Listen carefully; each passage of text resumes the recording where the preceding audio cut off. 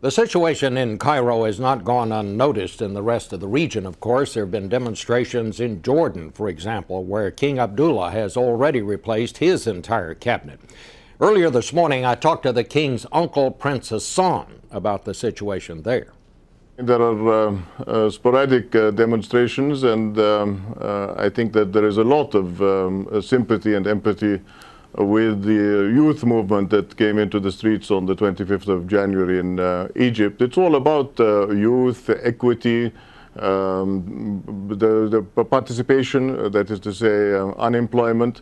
And I think that this will not go away, whatever new government takes over. Do you think it would help the situation across the region if President Mubarak stepped down now? Well, I think the question is not whether he'll step down. He said that he'll step down, but it's a question of what follows.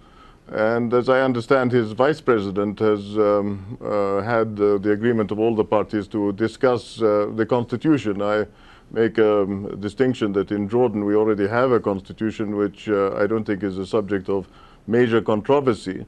But in terms of the immediate future, I just want to say that this region is suffering from two elephants in the room. One is the instability of the price of oil, which has always been the case, and the other is the Arab-Israeli conflict. So it's almost as if people outside this region are saying, you can't reform and you can't improve your civil rights record because of the emergency powers that were implemented because of the scarcity of oil resources, high pricing and so forth that might affect other parts of the world. Are you concerned that the Muslim Brotherhood will step into this vacuum? They are not homogeneous, and they're certainly not Al-Qaeda. They're certainly aware of Egypt's responsibilities towards that second elephant, the peace treaty, which I hope will cease to be a white elephant and be recognized through the transition of regimes, because no man lives forever, and President Mubarak, with all due respect, is a man of a certain age.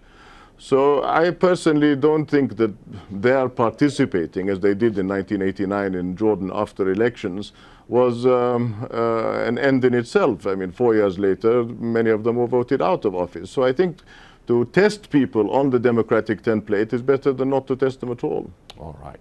Your Highness, thank you so much for joining us this morning. Thank you very much indeed.